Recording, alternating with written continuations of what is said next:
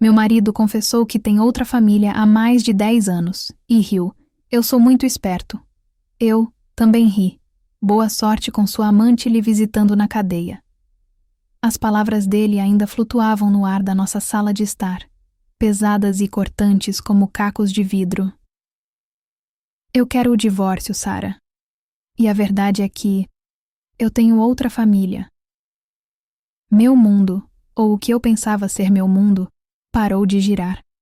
Fiquei ali, sentada no nosso sofá bege, com a xícara de chá esfriando nas mãos, olhando para Pierre.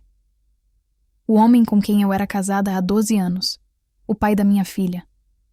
Ele estava de pé perto da lareira, que não acendíamos há anos.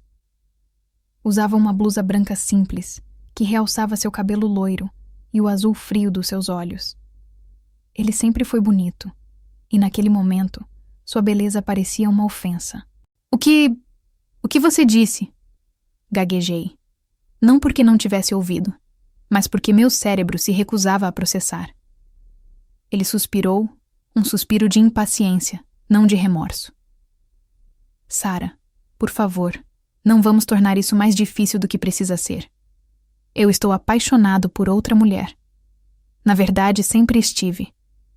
Nós temos uma vida juntos, uma família, um filho. Um filho. A palavra ecoou na minha mente. Nós tínhamos uma filha, a Isabela. Nossa pequena de 6 anos, com seus longos cabelos pretos e os olhos surpreendentemente azuis que herdara dele, dormia tranquilamente no quarto, alheia ao terremoto que abalava os alicerces da sua vida. Há quanto tempo? Minha voz saiu como um sussurro rouco. E então, ele sorriu.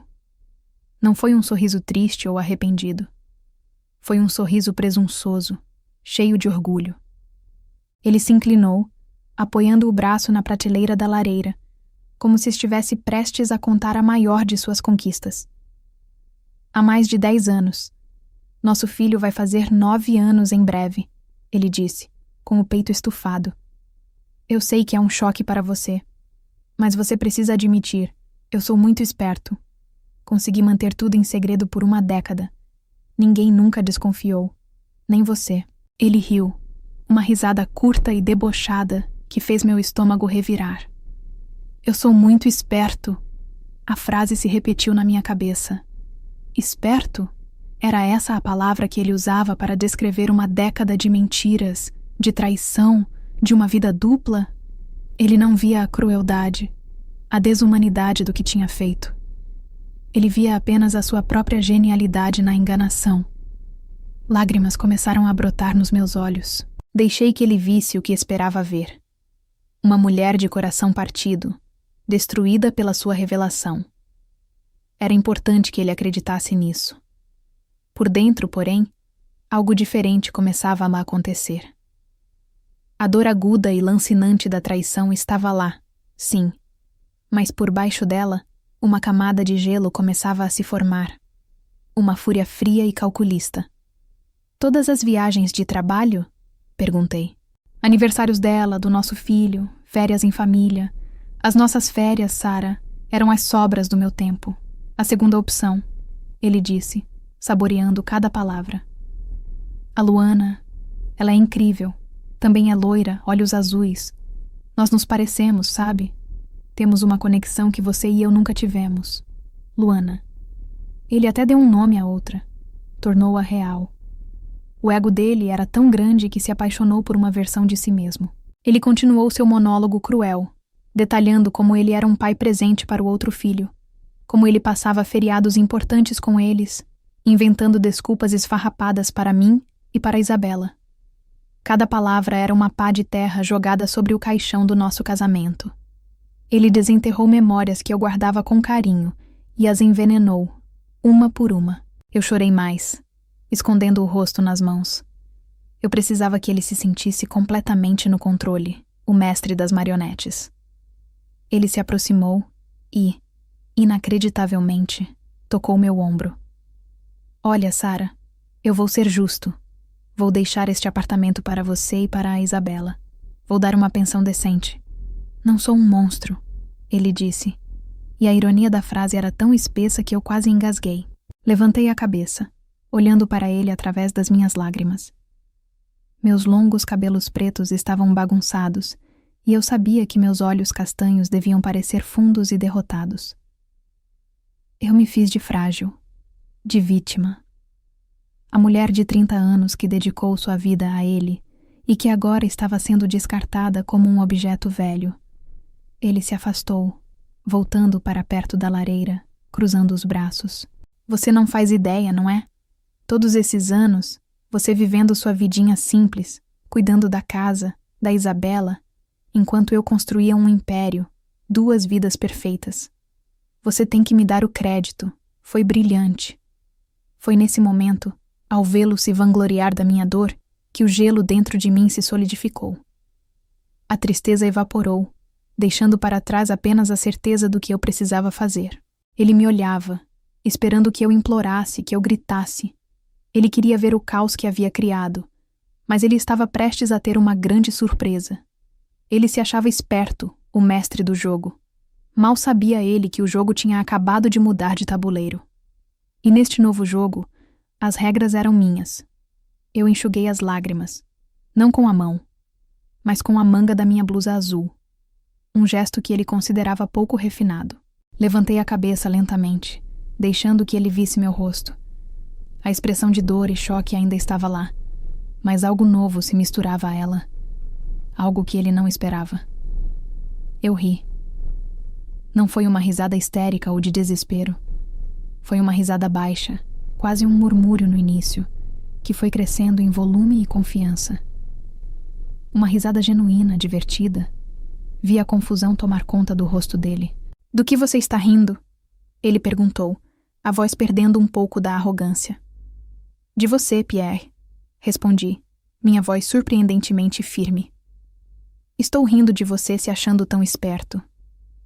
Levantei-me do sofá, colocando a xícara de chá agora fria na mesinha de centro. Caminhei lentamente em sua direção, sentindo uma onda de poder que eu não sabia que possuía. Parei a poucos metros dele. Você realmente acredita que é o único jogador neste tabuleiro? Continuei. Você se vangloria de ter me enganado por 10 anos. 10 anos, Pierre. É muito tempo. Eu não estou entendendo, ele gaguejou. Claro que não está. Você estava muito ocupado sendo esperto para perceber qualquer coisa ao seu redor, eu disse. Enquanto você vivia sua vida dupla, o que você acha que eu estava fazendo? Ele ficou em silêncio, os olhos azuis arregalados de surpresa. A imagem que ele tinha de mim, a esposa dócil e dependente, estava se quebrando diante dele. Deixe-me esclarecer as coisas para você, falei, cruzando os braços. Enquanto você estava ocupado construindo sua outra família, eu estava construindo a mim mesma. Lembra da faculdade de design de interiores? Eu voltei. Terminei há 4 anos, com honras. O queixo dele caiu um pouco. Ele não fazia ideia. Para ele, eu ainda era a estudante que desistiu dos sonhos pela família. E lembra do meu hobby de reformar móveis velhos? Aquele que você sempre achou uma perda de tempo? Continuei. Não é mais um hobby, Pierre. É a minha empresa. Eu tenho um pequeno estúdio no centro da cidade. Clientes, uma lista de espera de meses. Eu sou boa no que faço. O choque no rosto dele era delicioso. Ele olhava para mim como se nunca tivesse me visto antes. Ele via a imagem que ele mesmo criou. Eu não dependo de você, Pierre. Não dependo do seu dinheiro, do seu nome, de nada. Na verdade, há alguns anos eu ganho mais do que você. Mas você estava tão focado no seu próprio umbigo que nem percebeu o dinheiro extra entrando na nossa conta conjunta. A verdade era que, nos primeiros anos da sua traição, eu fui a vítima que ele imaginava. Eu era a esposa que se sentia sozinha, que se perguntava por que o marido estava cada vez mais distante. Eu chorei, me desesperei, me culpei. Mas então, um dia, a tristeza se transformou em outra coisa, em determinação. Eu percebi que não podia passar o resto da minha vida esperando por migalhas de atenção. Então, eu comecei a focar em mim. Comecei a estudar à noite, quando Isabela dormia. Comecei a investir no meu talento. Cada projeto que eu concluía, Cada cliente satisfeito era um tijolo na reconstrução da minha autoestima. Cada real que eu ganhava era um passo em direção à minha independência. Eu não fiz isso pensando em vingança no início. Fiz por mim. Fiz pela Isabela. Então você pode pegar sua pensão decente e seu apartamento e fazer o que quiser com eles, eu disse, com um sorriso frio. Eu não preciso de nada que venha de você. Ele abriu a boca para falar, mas nenhuma palavra saiu. Ele estava atordoado. E quanto à sua outra família, eu continuei. Eu realmente espero que essa Luana goste de visitar presídios. A confusão dele se transformou em alarme. O que você quer dizer com isso? Presídio? Você está louca? Eu ri novamente. Ah, Pierre, você se acha tão esperto por me enganar, mas estava tão cego pela sua própria arrogância que não viu que eu estava um passo à sua frente. Você não é esperto. Você é descuidado. E seu descuido vai te custar muito caro. Ele deu um passo em minha direção. A raiva começando a substituir o choque. Do que você está falando, Sarah? Que jogo é esse? Não é um jogo, querido. Respondi, minha voz baixando para um tom sério e cortante. É a sua realidade desmoronando. E sabe qual é a melhor parte? Fui eu quem acendeu o pavio. Eu o deixei ali, parado no meio da sala, a mente dele girando, tentando processar a avalanche de informações. O homem que entrou naquela sala, se sentindo o rei do mundo, agora parecia um peão perdido, prestes a ser capturado. Ele achava que estava no controle, que estava ditando o fim da nossa história. Mal sabia ele que eu já tinha escrito um final completamente diferente para ele. Um final que ele jamais imaginaria. Louca? Não, Pierre. Eu nunca estive tão sã na minha vida, respondi. A raiva no rosto dele deu lugar a um medo palpável. Ele não estava mais no controle, e a sensação o apavorava. Do que você está falando, Sarah? Que provas? Que presídio? Eu sorri. Sabe, você se acha tão meticuloso, mas os homens como você sempre cometem erros. Pequenos deslizes na sua grandiosa fachada de perfeição. O seu foi um recibo. Ele franziu a testa, tentando vasculhar sua memória culpada. Foi há uns 8 meses, um pouco antes do Natal. Continuei. Você chegou de mais uma viagem de negócios de emergência. Eu estava guardando seu paletó e um recibo caiu do bolso. Era de uma loja de brinquedos caríssima, uma compra grande, um videogame. Eu achei estranho, porque Isabela ainda é muito nova para essas coisas. E o mais estranho era a data. 15 de dezembro. O dia do aniversário de 9 anos do seu outro filho, não é? O rosto de Pierre ficou pálido.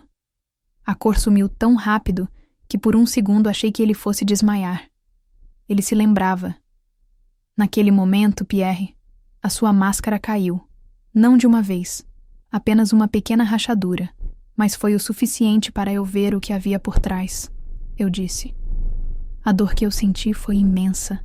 Eu quis gritar, te confrontar, mas eu olhei para a porta do quarto da Isabela e soube que precisava agir.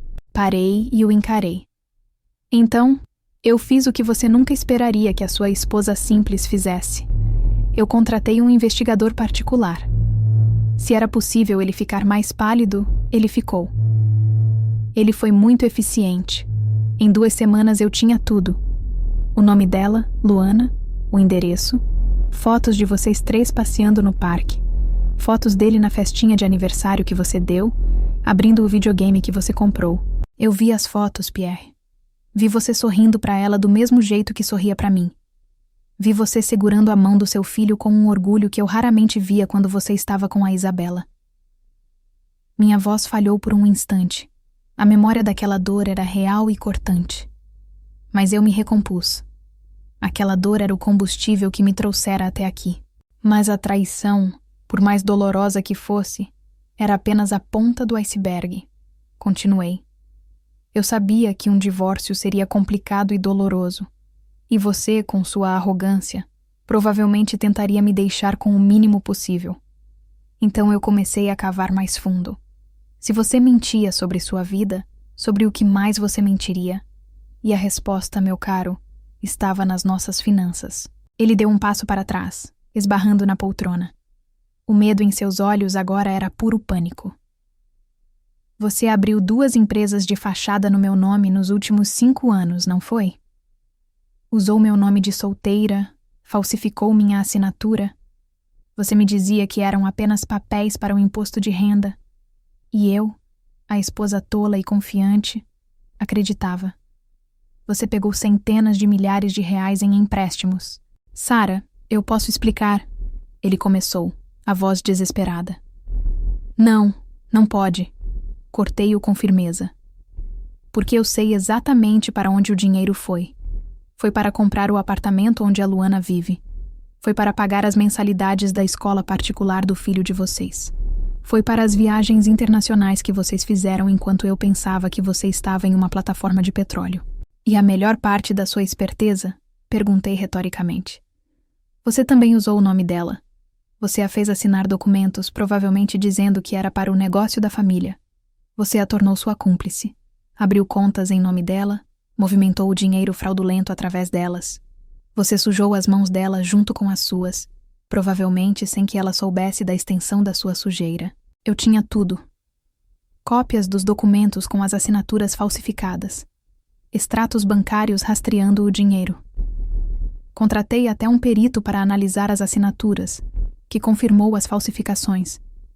Juntei cada pedaço de papel, cada prova, em um dossiê grosso e pesado. O dossiê da sua ruína.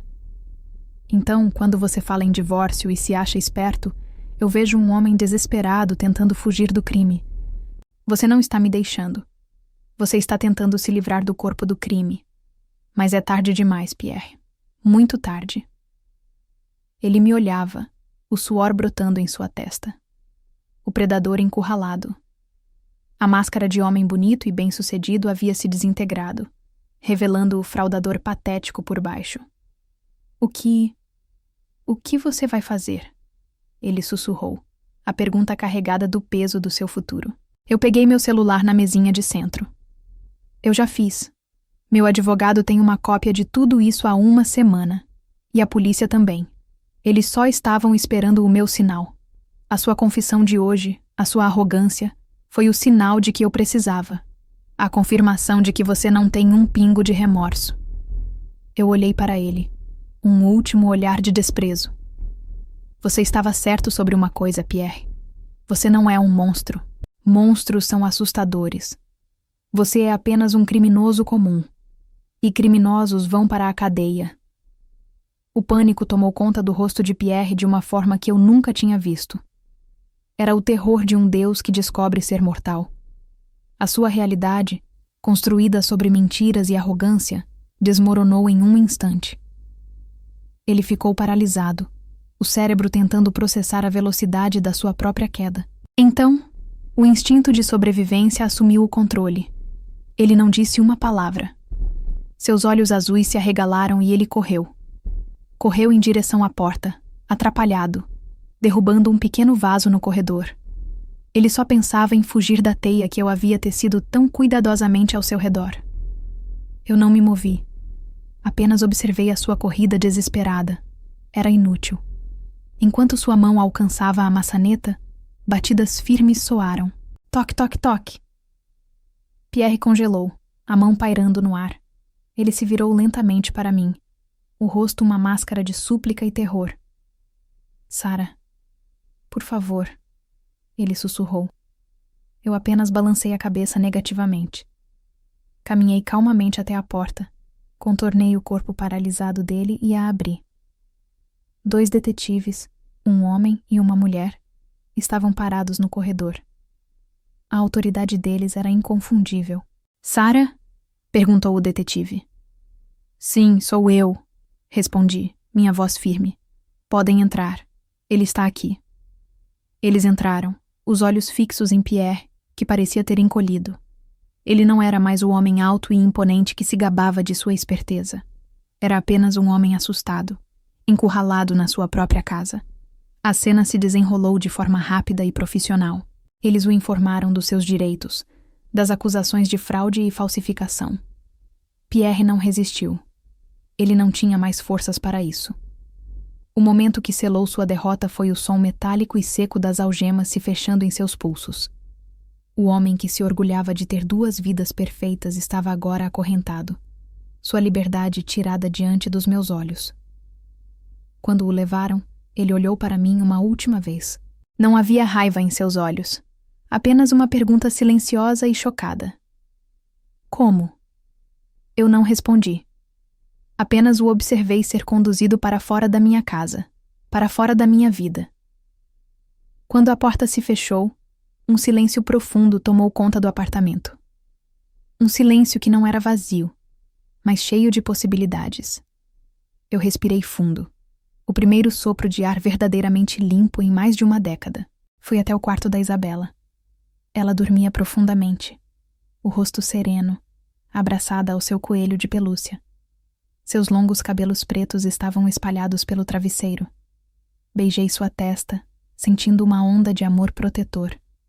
Tudo o que eu fiz, cada passo calculado, foi para garantir que o mundo dela permanecesse seguro, mesmo quando o meu estava desmoronando. Nos dias seguintes, a história veio à tona. A prisão de Pierre foi discreta, mas as investigações começaram. Foi então que decidi dar o último passo. Pedi ao meu advogado para entrar em contato com Luana. Eu precisava encontrá-la. Não por vingança. Não mais. Nós nos encontramos em uma cafeteria neutra e silenciosa. Quando ela entrou, eu a reconheci pelas fotos.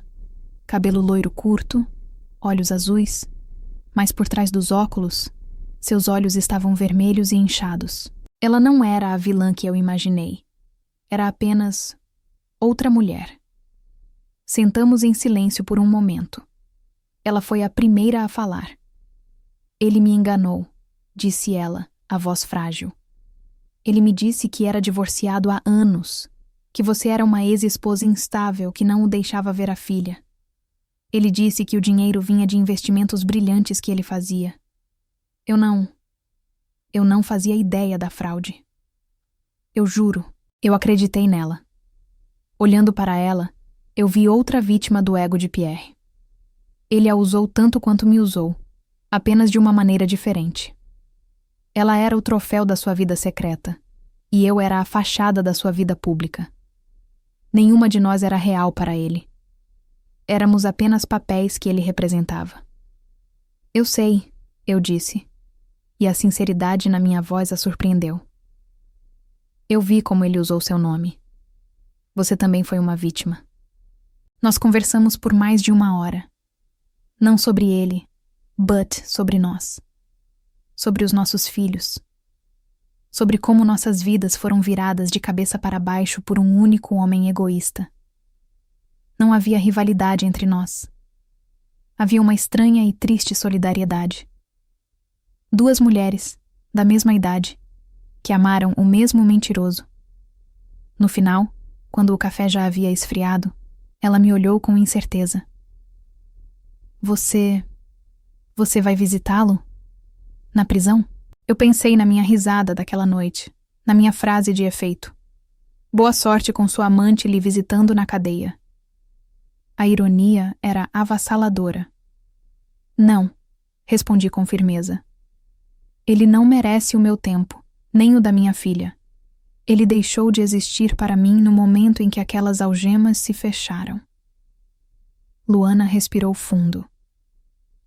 Eu também não vou. Meu filho não precisa ver o pai dele assim. Ele merece um futuro longe dele. E ali estava. O ato final da vingança de Pierre, executado não por mim, mas por ele mesmo. Ele se gabava de ter 2 famílias, mas no final ficou sem nenhuma. Sozinho em uma cela, abandonado pelas 2 mulheres que ele manipulou, pagando o preço não apenas pelos seus crimes, mas pela sua arrogância. Eu paguei a conta. Nós nos despedimos com um aceno de cabeça, um reconhecimento silencioso de que nossos caminhos agora seguiriam separados. Ao sair da cafeteria e sentir o sol no meu rosto, eu sorri. Desta vez, um sorriso genuíno. A vingança estava completa, mas o que eu sentia não era euforia. Era paz, Eu não tinha apenas me vingado. Eu tinha me superado. Eu tinha transformado a maior dor da minha vida na minha maior força. Eu estava livre. E com minha filha ao meu lado e um futuro inteiro que eu mesma construí, eu estava pronta para começar a viver de verdade.